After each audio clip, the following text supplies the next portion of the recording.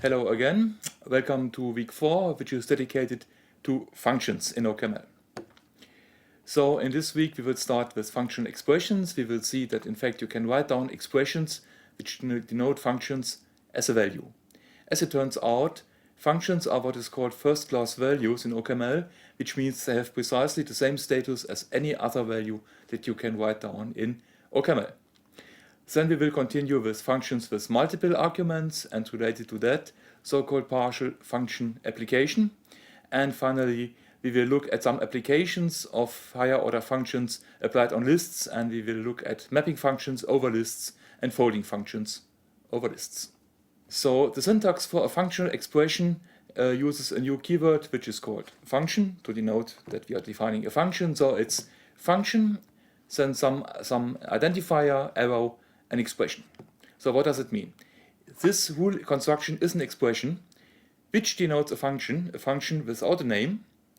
This function takes one argument called id, and it has a body which is written in the expression exp. And of course, in general, you would use the identifier id as the parameter of the function when writing this body exp.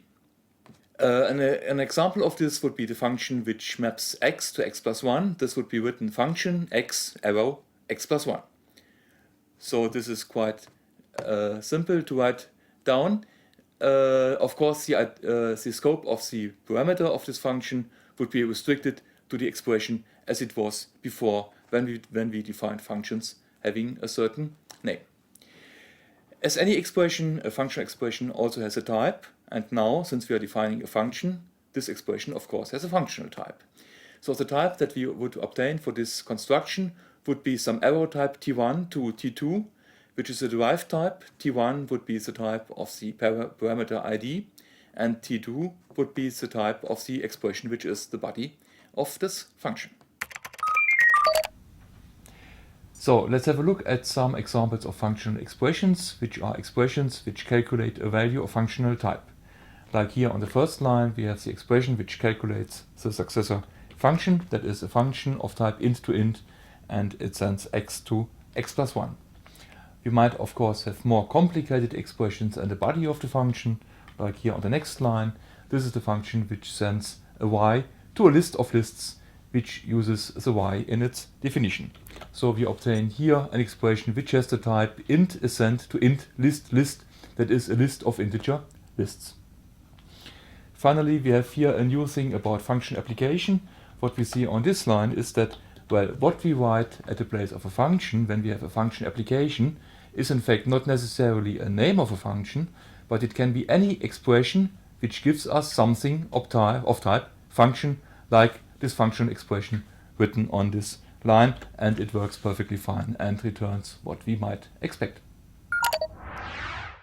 Now, using these functional expressions, we can now write down a different way of defining functions using a name. In fact, the form that I showed to you in week 1, where we defined a function f by writing let fx equals e, is just an abbreviation. It's an abbreviation for the definition of an identifier f, which means that something which we could write as let f equals something, and the something is the value which will be assigned to the name f, which is a function.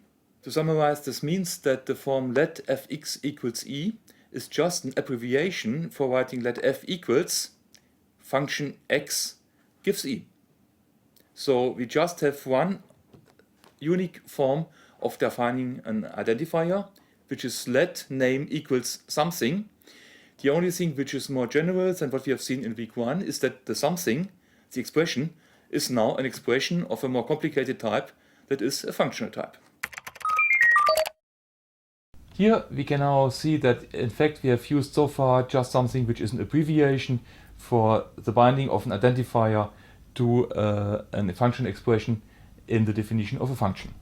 So this is the first form that we have seen to define a function in week number 1. So here we define a double function in the usual form, and we write let double x equals its body, and we see that this in fact defines a function which is called double, which behaves as expected.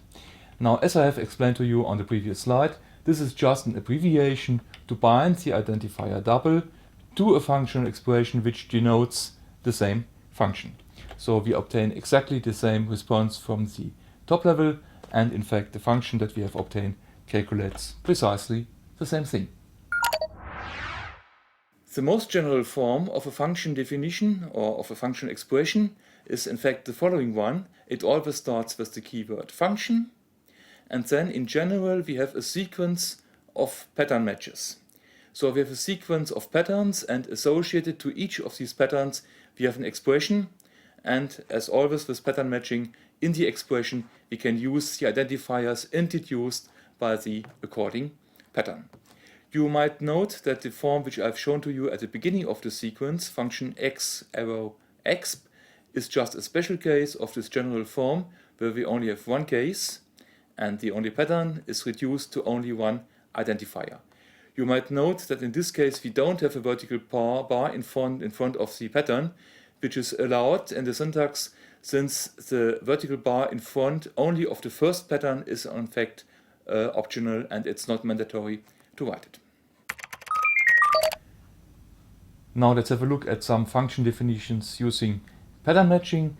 Here we have, for instance, the length function on lists, and observe that in this definition we use directly after the keyword function a distinction of cases by pattern matching, and we don't have to introduce a name for the formal parameter of this function.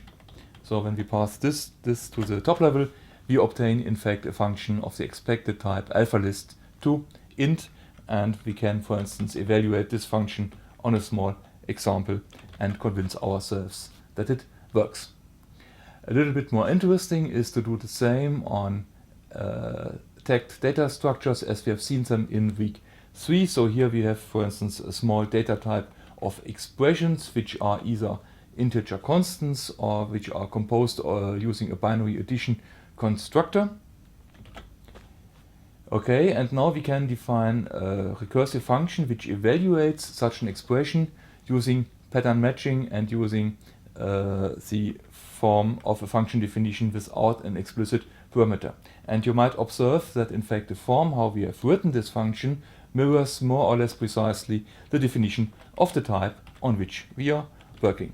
So we obtain here a function of type expression to integer, and now we can evaluate our function on a small expression, and if you do the calculation yourself in your head, you will see that the result is precisely what it should be.